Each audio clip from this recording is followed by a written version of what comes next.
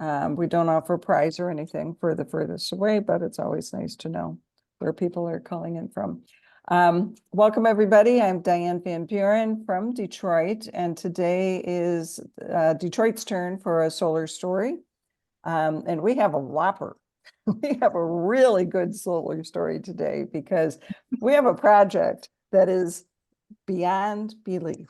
And I'm saying this out of all truthfulness because for several years, I've been working with anybody who would listen to me with the city. I'm part of the Renewable Energy Committee or co-chair with the Green Task Force through City Council. And talking about solar for so many years for Detroit and the opportunities for Detroit. And it was always an answer of the people aren't ready for it. It's we don't have the state legislation or enabling legislation for it, or we don't have the budget for it. Even when we had ideas on how to pay for it, there just was never a response with the powers that be until last summer. Suddenly the mayor made an announcement that he was going to look at solar fields for Detroit. So this is hot off the press right now with the latest on what is happening with that. I'm not sure how many folks have been following this story in the media, but it is a pretty big story. So what this will do for Detroit is take us from the 67th rank in the nation of per capita of solar to per capita or watts per capita to about number 12. And we'll be right up there with the big shots as well. So it's a giant leap, but it's also solving a lot of problems for Detroit, which is what do you do with so much vacant land? So the background, just very briefly, before I introduce our speaker, is that Detroit is a landmass of about 139 square miles, which is hard for people to put their heads around. It's enormous. With that amount of land, have between 25 and 40 square miles of vacant land. And that is mainly because of giant swaths of land through industrial uses that have been lost, but also homes that have been lost in neighborhoods. So the mayor's idea is, and it's been, believe me, a topic of many organizations and many discussions, and especially with our speaker today, from a different point of view of what do we do with all that vacant land. So we have the Detroit Land Bank, we have different organizations throughout the city that are tackling what do you do with land. And now solar has come to the forefront as one of the solutions. So I am just so thrilled to be able to introduce to you Tephra Rushdan, who is our brand spanking new Director of Sustainability at the City of Detroit. Let me give you a quick bio, and then T, fill in whatever I'm leaving out that may be relevant to our discussion. Just came on the job a few weeks ago, which also, God bless you, because we had this scheduled for months for Jack to come in as the speaker, and last Friday was his last day. So that wasn't going to work out, but T very graciously agreed to come up to speed pretty quick and be able to fill this slot for us, and she's doing an amazing job. So as the newest Director for Sustainability, she has many hats to wear. It's not just one thing, but she is responsible for the addressing solar change for the whole city of Detroit, or I'm sorry, climate change in Detroit, with agriculture, with the different strategies. But one of the very top goal for the city is how to decarbonize our city. How are we going to convert to a clean energy system? So that in itself is amazing. But T comes from a different background than renewable energy. Excuse me. Her background is actually in urban agriculture and a very strong background within urban agriculture in community organizing, community education, how to look at urban growth in a way that is prosperous for the residents. So that brings our equity issue very clearly into mind as well. So there's probably no better person to work on an issue that could be contentious, by the way, in the neighborhoods, than to bring someone in who already has this grounding in understanding how neighborhoods work, how people work. We have, for example, in Detroit, an ordinance for farming, which is now going to be allowing animals. That took a lot of work, right? To be able to get neighbors to agree on whether or not chickens would be allowed next door. So we've come a long way from the chickens to now going into solar fields. And T's new position is squarely in the middle of how to implement the mayor's vision for powering the city with solar. So I'm going to turn it over to T and let her fill in any holes that I may have had with your bio, and tell us this amazing story of Detroit converting to solar power. All right, thank you for the warm welcome, Diane. And you did a great job with the bio. I have been in community work, community organizing, in nonprofit work for the last 15 years. And so I just recently was appointed director of agriculture 6 months ago. And so coming to the city, it's a brand new environment. So thank you so much for your support, Diane, in making this transition to the Office of Sustainability. Um, I am excited to share with you this proposal, and I wanted to start off with the story of how I first learned of it. So as Diane said, the project is something that does have its share of concerns from the community. And so this is something that we need to work out in terms of how we want to move forward. And so it first came across my desk as I was in agriculture, in the Office of Agriculture, by urban farmers who found themselves in the position of having land that was underneath the proposed fields that was being proposed. And so they were coming to me advocating that they didn't want the solar farms in their area. And so um, I worked with them and worked with the mayor, and the mayor immediately said, if we have residents projects that have plans for the neighborhood that we want to put solar fields in, we don't want to compete with that. So in Detroit, as Diane mentioned, we have about a third of our city is vacant.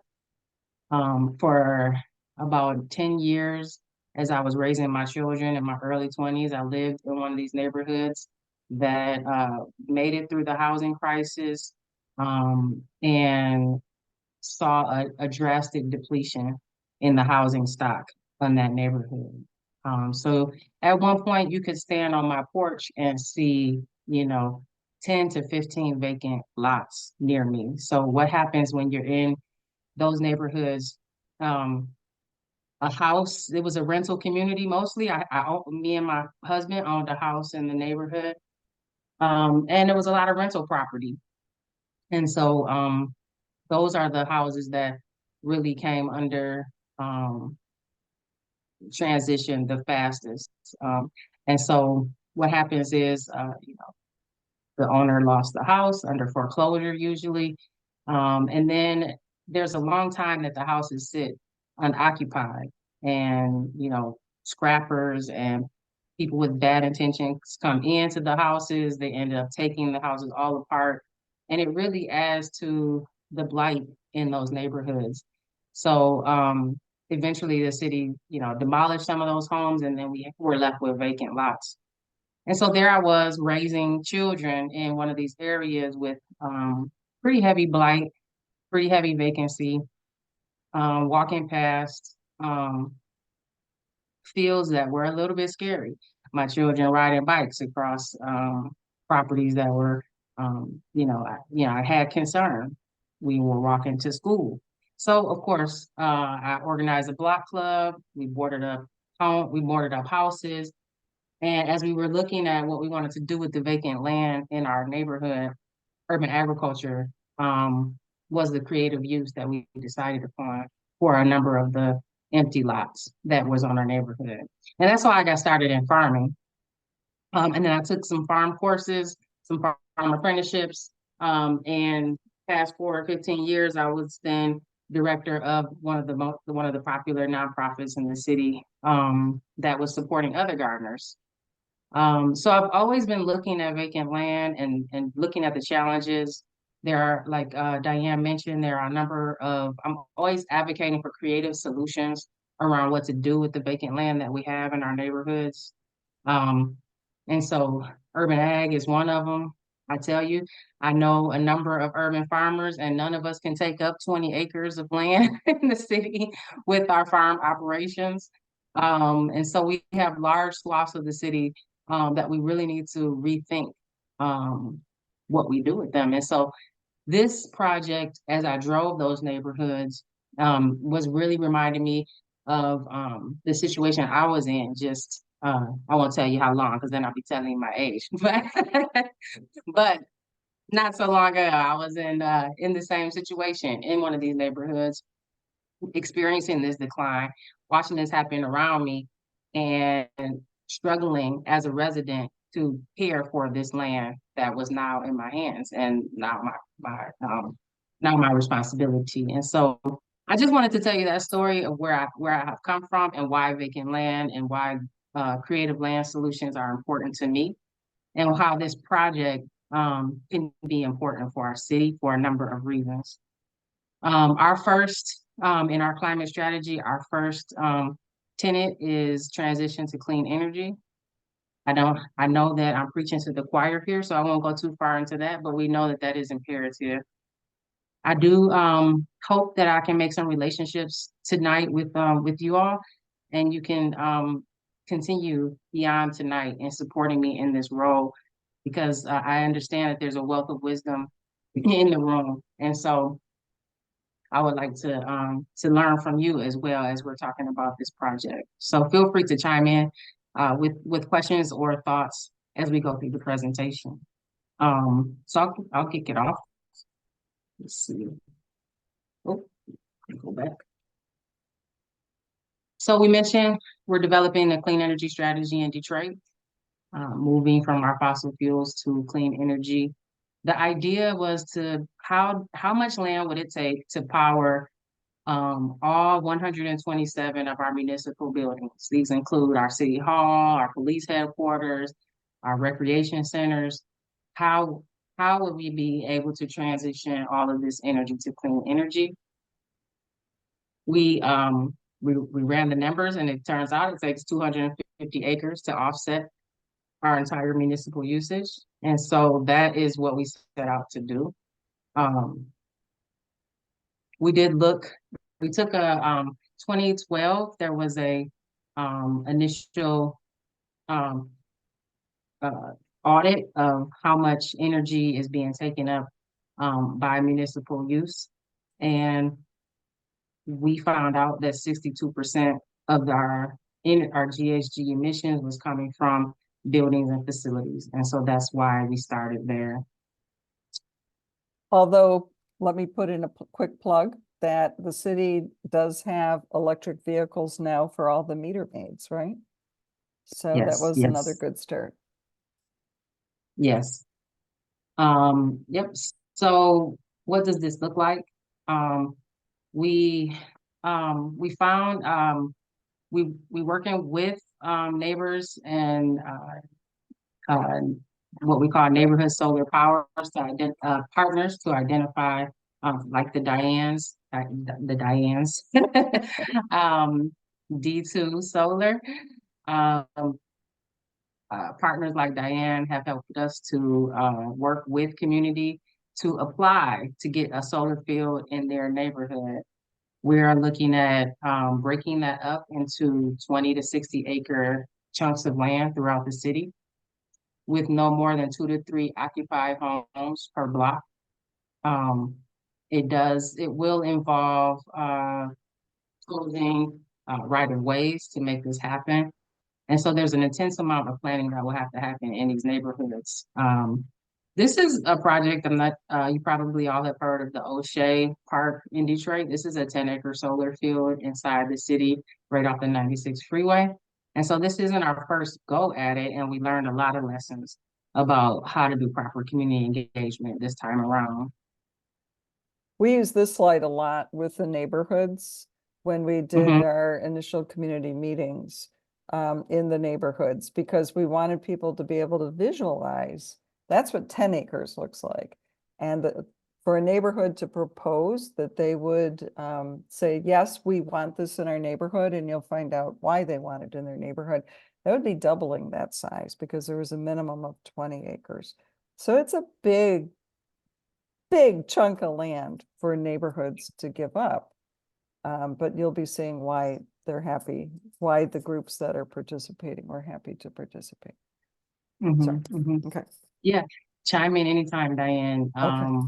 So what, what's our timeline? How do we get started with this?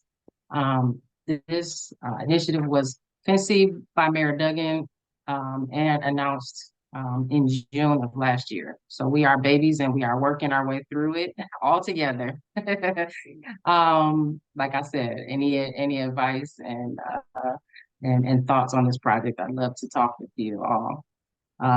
So yeah, we opened up that community interest form that Diane mentioned, and that went out to communities who wanted to apply to get this into their neighborhood as a strategy for vacant land use.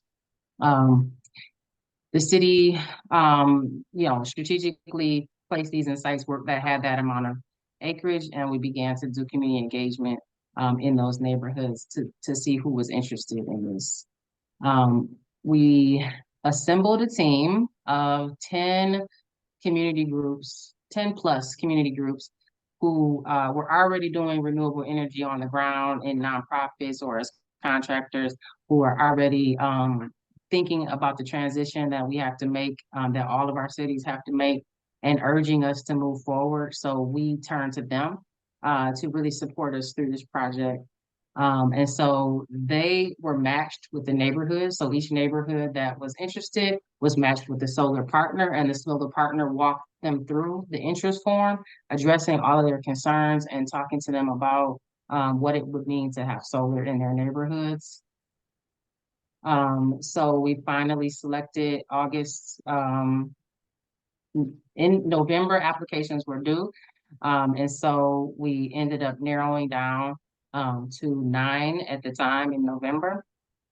And we studied, we had a team of real estate partners who began to meet with the folks who had principal residence exemption in the boundary areas.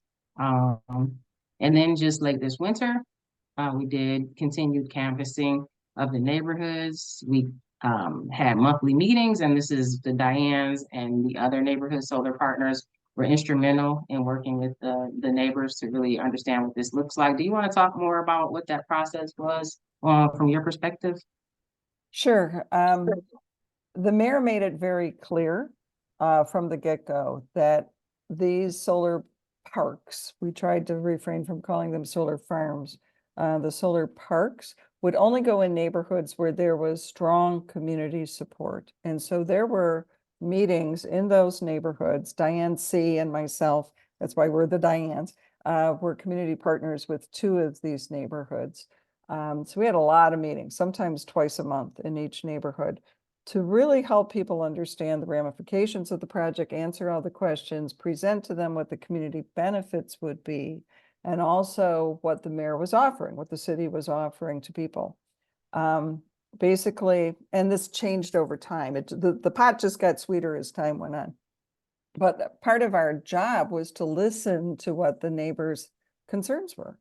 And there were a lot of concerns, and very likely, I mean, there were people who were worried, well, what will it look like? So that's why we put the slide in with the flowers.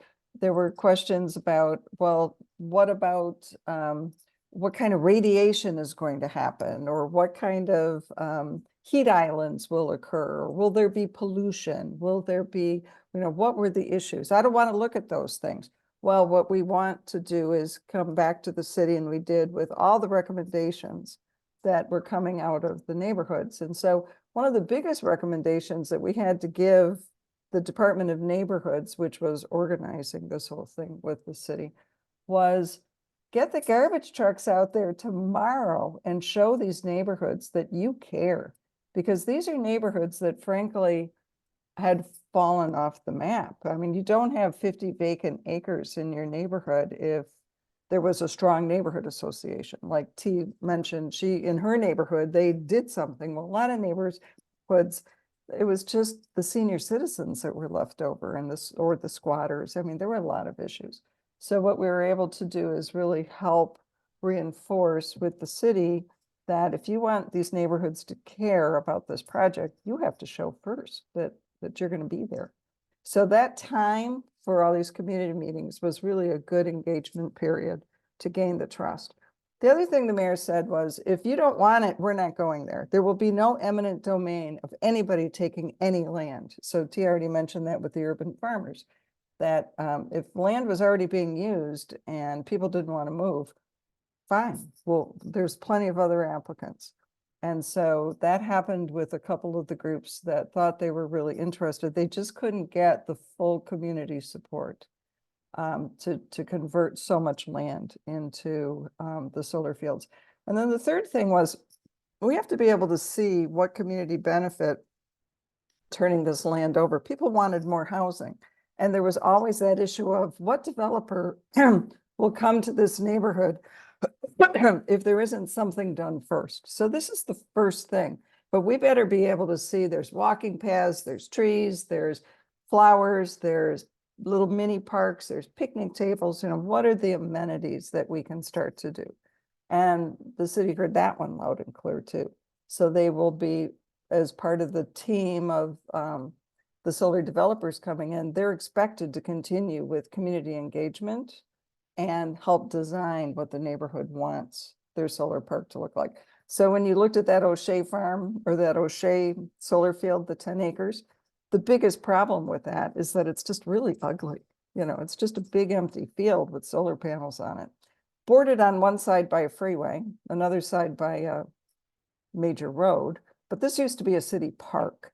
And so that didn't go well with the residents of that area, to give up a city park and just have solar panels there. So a lot was learned in those original meetings, and the city's taking it to heart as well. Mhm. Yeah, thank you for that. So we got completed letters of interest from the neighbors by the end of March. As I mentioned, the mayor would not go into any neighbors who did not want to volunteer their property for this project. So here we are, April, about to be May. We have decided to take the project on in 2 phases. So we have selected the first 3 neighborhoods that we'll be trying to work with. So select phase 1 neighborhood selected.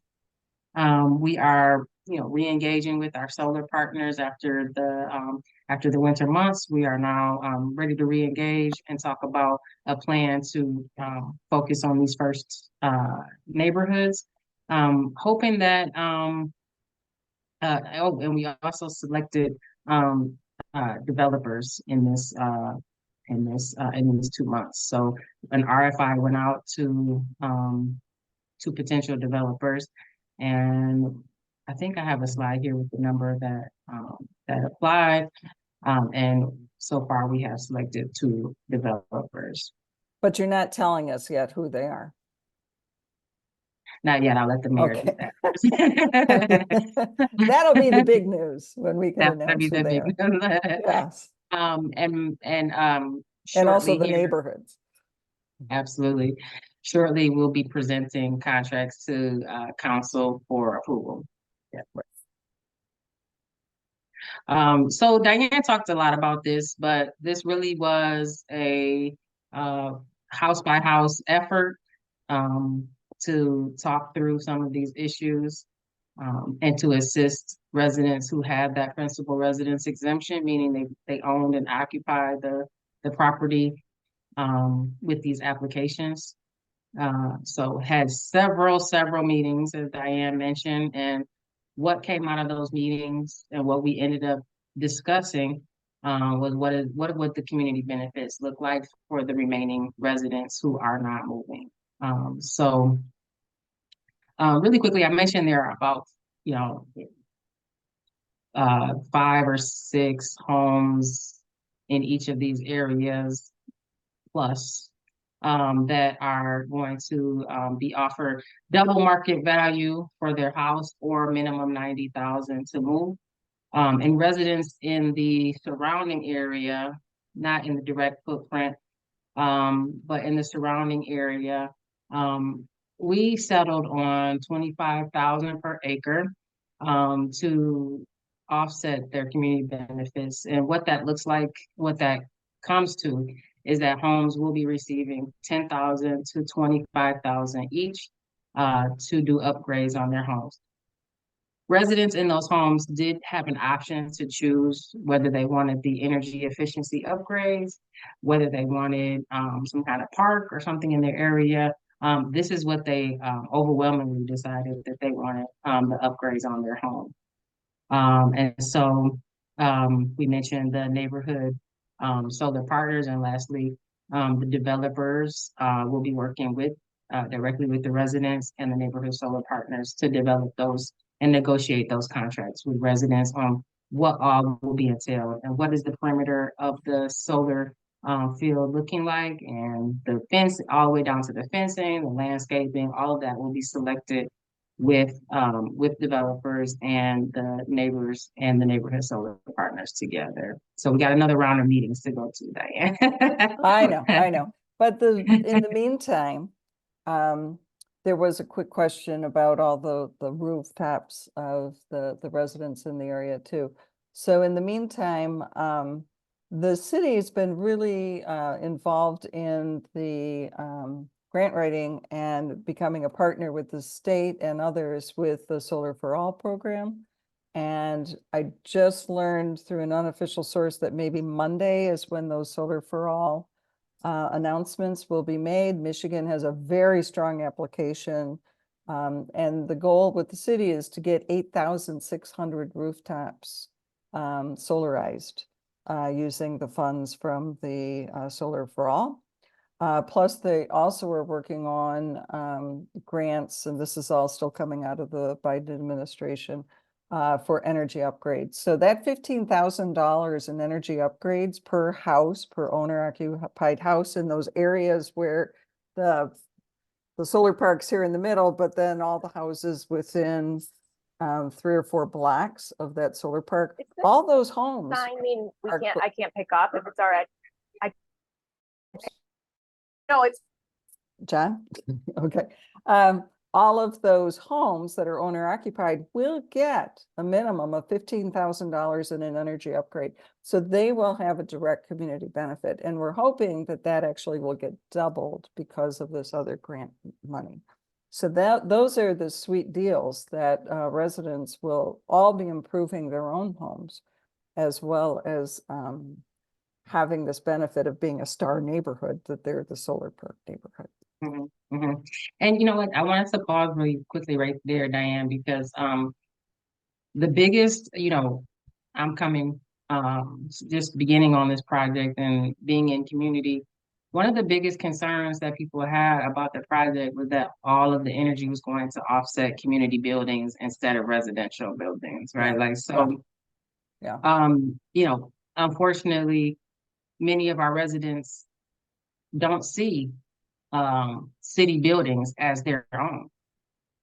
They don't see that. And so one thing that I've been working on is sharing, like, these are going to go, like, exactly where the offsets are going to take place.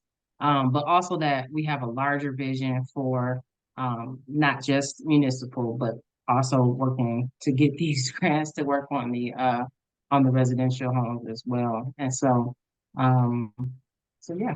So we've got a lot of work to do on the legislation and to make sure that we um, can offer that to residents. Here's the breakdown. I mentioned, here's the breakdown that I wanted to show you.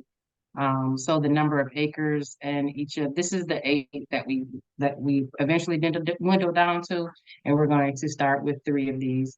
And so you can get a sense for the number of owner occupied homes. There are some homes that are erected that need to be demolished that no one lives in, and there are some renters as well. Renters are offered 18 months rent if they if they move.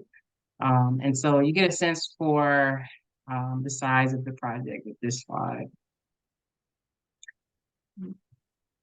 And the city only needs 250 acres. So that's why they can't choose each neighborhood. So there's a lot of planning involved on how to select the best out of all of those to get the best scenario. So it's going to become a little competitive. Yeah.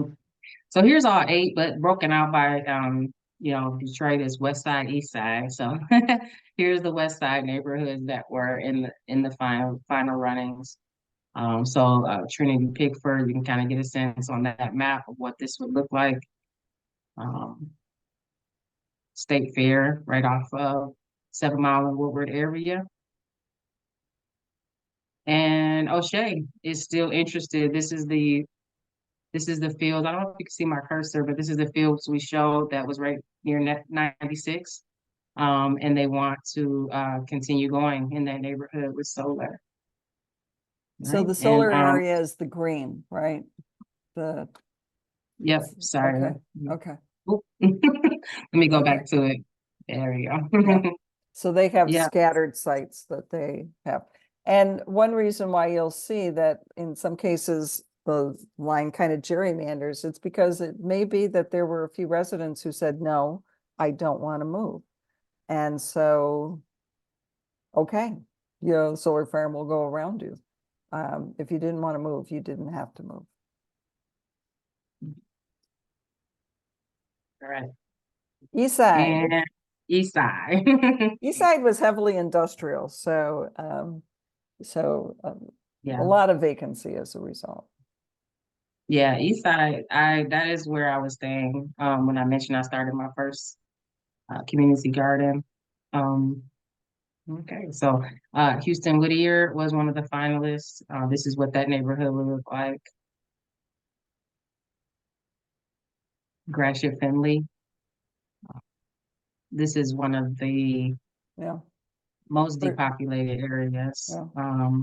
I know the city planner who's on this, and she's really thrilled that this is an option for the yeah. neighborhood. For a city built on the grid system, that sure doesn't make sense, but I know it's how that land map became.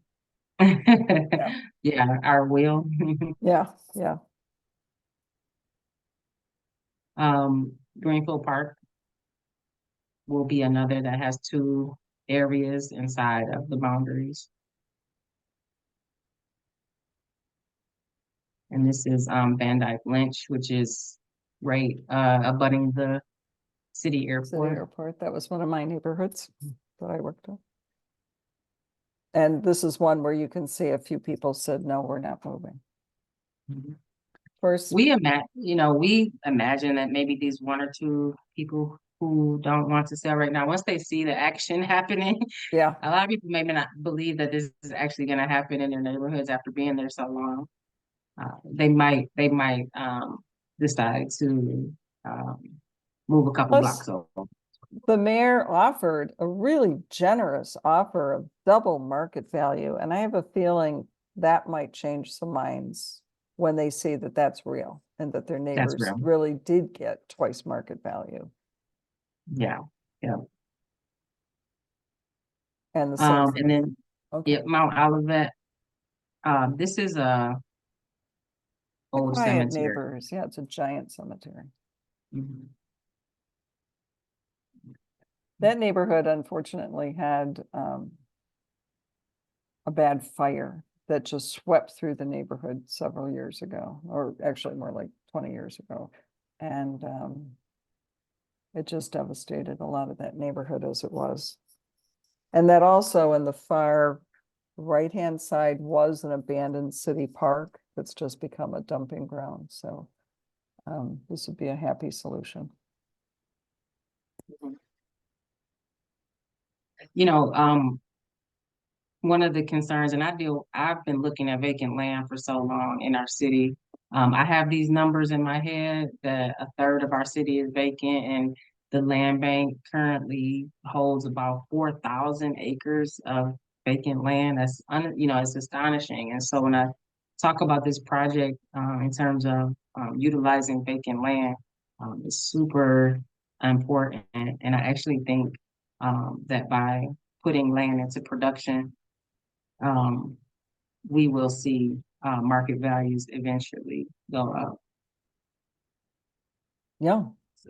And right, if we do it right, those neighborhoods will become real community examples of how to use vacant land and Mhm. rebuild the neighborhood.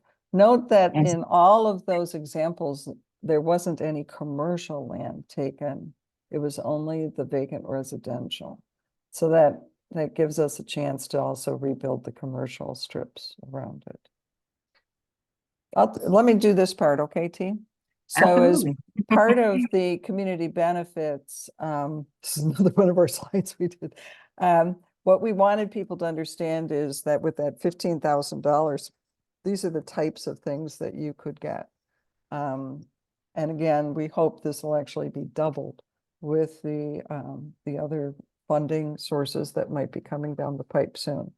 So for a lot of the houses, the housing stock in Detroit is largely 1920s, 1930s, right? So to be able to get the energy efficiency systems put into these houses that are solid houses, they're good brick houses, but they really do need these energy upgrades. So converting to heat pumps, taking out that old furnace, or being able to get the insulation will actually save money every month for people. So once you get your $15,000 worth of stuff, it's not like you just got your house painted and that's it. No, it will save you money every single month going forward, which is one of the big advantages. Mhm.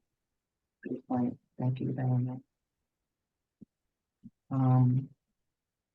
So we took you through kind of here in Q1 of 24. We are hoping to get council approval to do this work, and looking to have by fall, looking to break ground on some of these projects. Right. Oh yeah, I do have this slide. This is the slide about the request for information responses from the developers. The city received 11 vendors who are interested, and 7 were located right inside of Michigan.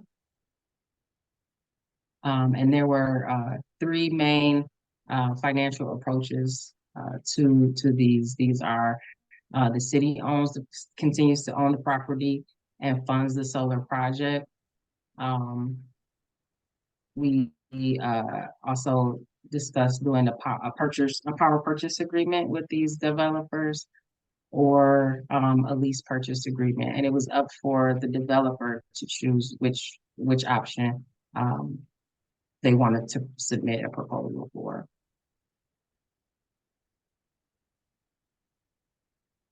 So here's just the overall breakdown: the 127 municipal buildings, our annual cost savings, the estimated solar power need.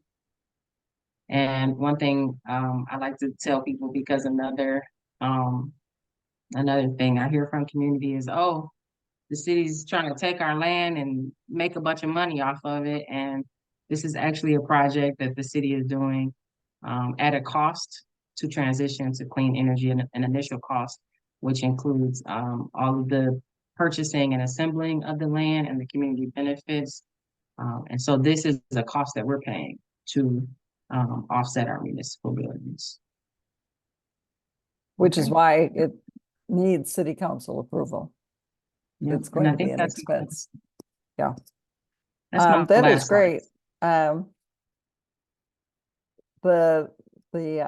There's a lot of questions still to be answered on how this will all work, and the developers. I haven't been part of the whole discussion with what the developers were proposing, but they have selected two at this point, and that will be announced. And they're going to have, with the pilot, two projects going on at the same time, right? So that if there's two different approaches for the next round, they'll decide which of those work best. So that's where our mayor likes to do things, is to test it out. The State of the City address was last night, and the mayor is just busting at the seams over being so proud over this program and how it's gone so far, that it was a key part of his address.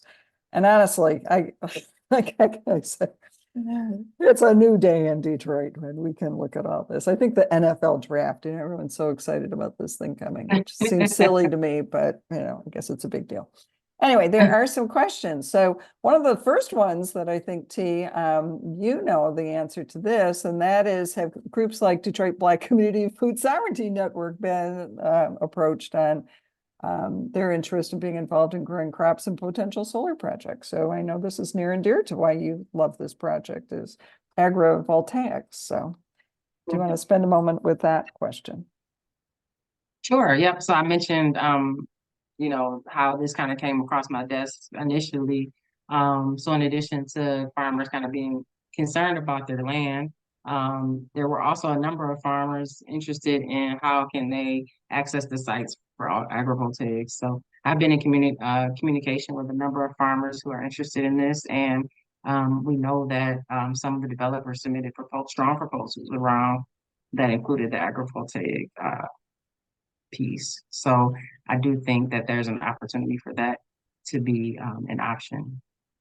Right. I think it's very wise to, again, the lesson from O'Shea, which was flat and right to the fence line, of being able to have some really good borders with some edge to it. So those neighbors that are closest to it can be looking at beautiful things, but also productive things. So in a city where food sovereignty is so important, and this is why you're the perfect person to be engaged with this. So Mary, you have a question. Mary's one of our Detroiters. Hi, I do have a question. I have a couple questions actually. So my first one, I was a little late coming in, so I apologize if you already explained this. I'm just wondering, like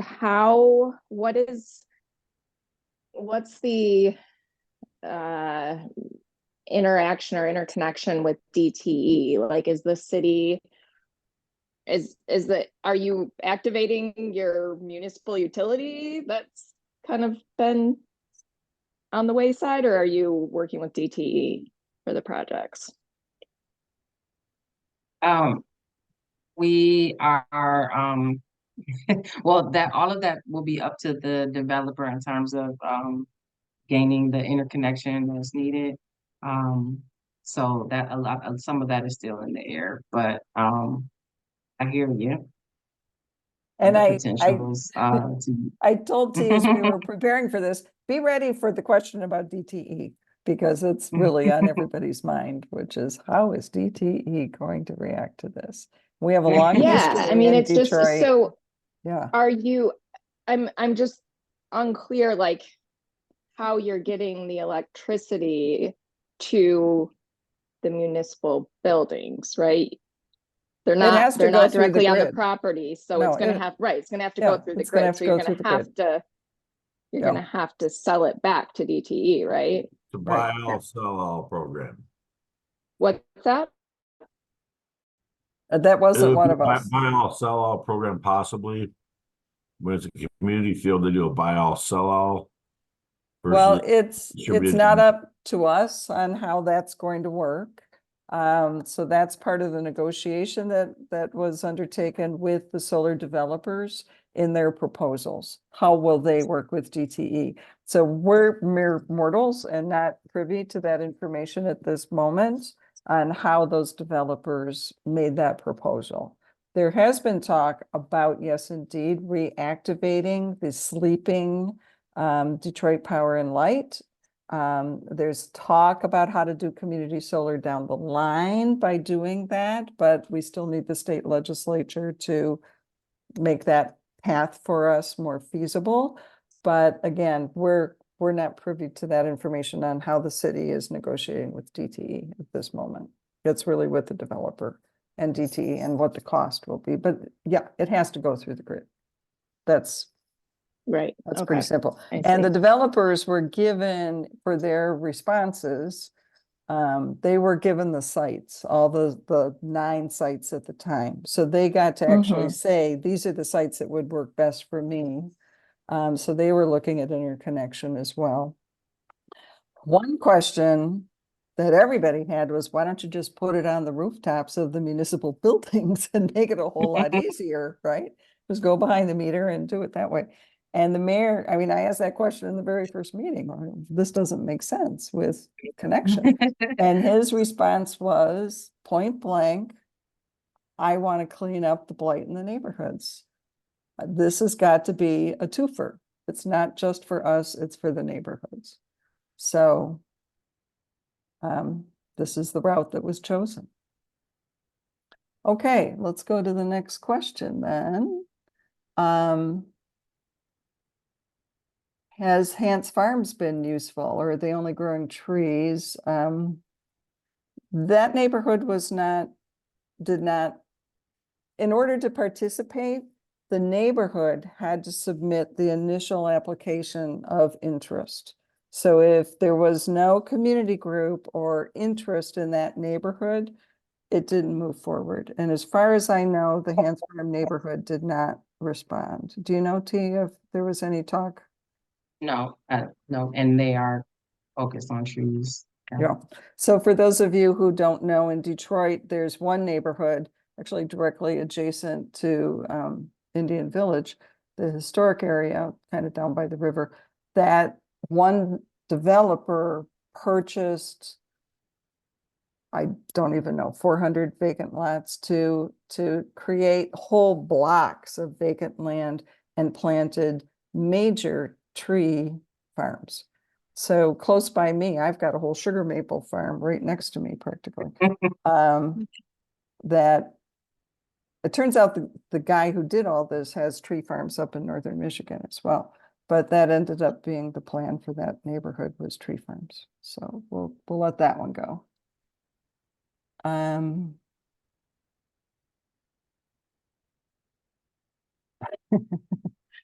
We have a few DTE comments in there. Let's open it up. Any more questions? I'm trying to look for some more questions, right? Right in. Jim, or I'm sorry, John. I'm just curious that depending upon the financing mechanism you plan on using, that this projects could generate some property taxes. In other words, if the city signs a PPA with the developer and the developer is going to own the solar project, it's a private sector corporation. So then I would think that they would have to pay property taxes, whereas, which would help the local schools, of course. But if the city, in fact, ended up owning the solar farm or the solar project, then it's essentially city property, so they wouldn't be paying property taxes. I have to believe that that's a factor in the deliberations on how it's being financed. Is that true? We don't know. There, Oh, I'm sorry. Go ahead, T. I was gonna say there are a number of factors, including, what is the long-term potential of, city ownership of the properties? There's a lot of things to consider. And each proposal was in the way that it shook out. And so, I'll save the details for the mayor's announcement, though. Yeah, and it'll be announced probably within the next month, which ones were selected. So two are selected. We just don't know which two, and we don't know the details of the plans. I know with the O'Shea, yes, DTE pays property taxes, not much, but they do Yeah. pay some property tax on Well, that. I just want to say congratulations. I think it's a wonderful project, and I commend you for your leadership and the two Dianes and all the community groups are doing this. I think it's really exciting. I have Thank you to so much. I have to admit, everyone was really doubtful when it was first announced. It was like, what? I don't see how this is ever going to work. But the process has been pretty thorough to date, and it will be ongoing. T, maybe you can explain a little bit. Father Morris has a question, but to follow up with that, maybe you can talk a little bit about the plan going forward for community engagement as well. So, Father Morris? Yeah, hi, Scott. I wish I could be reassigned back in the city again. But I have a question about complementary uses, two things. One is there is there a possibility this could be used as brownfields? Because in terms of like hazardous waste remediation is always a challenge to get up to with a type A or BC. And where solar park, that would not be an issue. And then where the soil isn't as bad, but since there's this big issue push in community gardens and farms in some places you have on farmland, in the thumb and other place in the state where they're complementary. Is there any thoughts that you could grow some crops around, in the same area as the solar rate? Yeah, the city is very open to the agrivoltaic piece of growing underneath the solar arrays. Very excited about that potential. The first question was about brownfields, about the potential of using brownfield for these. Yeah, prioritizing brownfields. Good. Yeah, right now we to get to our 250 acres, it's pretty much a economy of scale situation, and we were looking for those larger sites. And that's not to say that in the future, as we offset more and more and put more and more clean energy into the grid, that couldn't be an option down the road. And the mayor was also very strong on using this as a creative use inside of neighborhoods to diminish blight. That's been his major focus the whole time. And they probably all are characterized as brownfields at this point because of, depending on how long the land was vacant, 30 years ago, if a house went down, they didn't bother remediating soil or, taking stuff out. It just got all pushed into the ground and covered up. So a lot of this probably would qualify as brownfield right now too. So yeah, let sleeping dogs lie. We're just, Yeah. and it may have been there was a corner gas station because this is within neighborhoods, not commercial zones at all, but it could be there was some old commercial left in the neighborhood, but I'll let that go. Mary, do you have another question? Your hand's still up.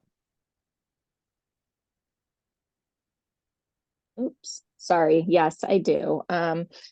So you mentioned community engagement, and I'm just wondering, like, if you all know what that will entail.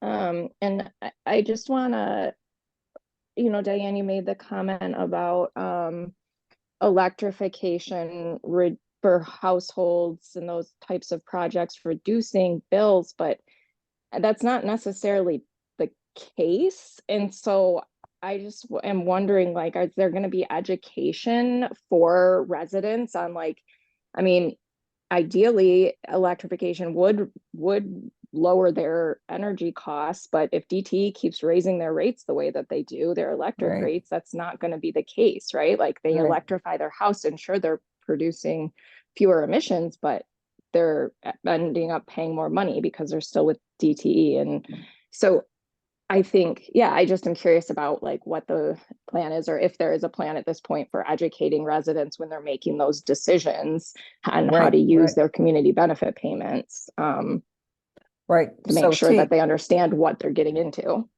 Perfect. Perfect queue up for you. Yeah, yep. So actually, I mentioned the neighborhood solar partners. I don't know if you were on, Mary. And I know you're out of Detroit, so I would love to talk to you further about this. Sounds like you have some passion for the topic, but so we mentioned neighborhood solar partners.